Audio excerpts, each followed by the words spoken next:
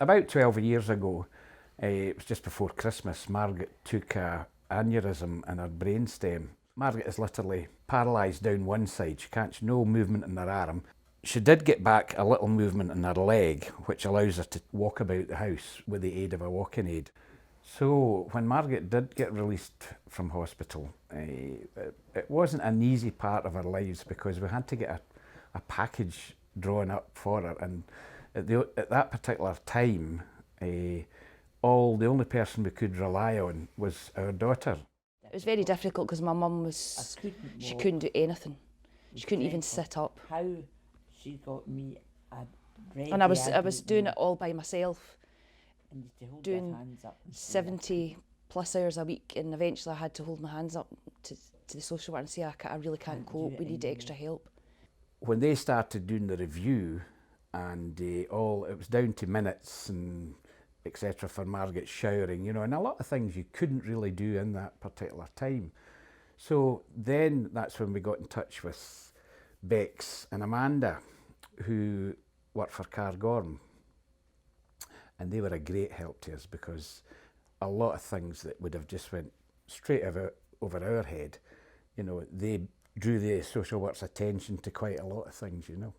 So we worked together between community contacts and Alec and Margaret to ensure that they had the information that they needed to make the right decisions, to know what to say when they met with social workers, to understand the legislation that was in place around those rights, and basically to be a listening ear. There was a lot of stress and anxiety around the whole process and a feeling of not being listened to. So there was a lot of time spent building up a relationship as well. Fortunately, when our care package was coming to fruition, there was an ILF fund, and we applied to get extra care, to get Margaret out and about and etc., you know. So therefore, we considered ourselves one of the very lucky ones, you know, and we were very lucky because it just makes a difference to Margaret's life, you know, that she can get out and about and do her own thing, you know, without me having to be there all the time. We go in the morning, we get your exercises done so that she's kind of a bit more mobile, help her out of bed.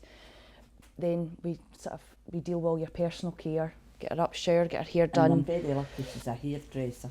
So I get my hair done like twice a week, which is a great boost to a woman. I like my mum always to look immaculate. I'm very always wear, and nothing that should ever change just because you've got a disability. And we help you around the house with daily chores, ironing, I do shopping. all my own iron, but I've got to get somebody to straighten it on the ironing board. It's just basically doing all the tasks around the house that you can't do with two hands. We help you out with. Yes, a helping hand. And it allows my dad to go away, I walk with his dogs and give him a bit of peace and quiet. Oh, yes, because a house full of women drives them nuts. No, and that's been honest, because away out of it and comes back a different person. Yeah. Why did you go for a little walk? You don't go through something like this without having problems. And you do have problems along the line, you know, and self-directed support is good when it works, as I said before. But when it doesn't work, it can bring a lot of problems, you know. And now that we've got my grandchild back from Germany, she stayed in Germany, it's just changed our lives completely because it does give you a purpose back, because it's so easy to lose this purpose in your life and then you get into a rut and it's very, very difficult to get out of it, you know. I would always think we will look to Cairngorm for support because you were so good. And you always kept in touch to ask how we were, popped in. You were just amazing. I don't think we would have got through this last year, we wouldn't have got through it. I think everything would have fallen apart. And as a family, we would have fallen apart as well.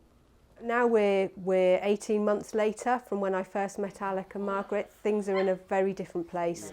Their granddaughter's returned back home from Germany.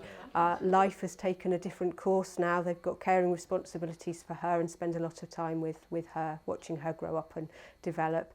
And I just get the sense that the family understand where they're at and what their rights are, and are much more able to speak up for themselves and say what it is that they need. Bye-bye.